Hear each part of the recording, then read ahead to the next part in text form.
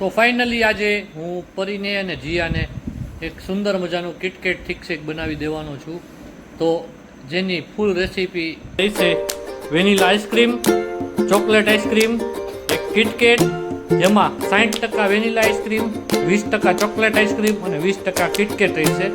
અને એક જોશે આપણે હેન્ડ ગ્રાઇન્ડર અને બે સુંદર મજાના ગ્લાસ જેમાં આપણે આપણો કિટકેટ શેક કાઢશું.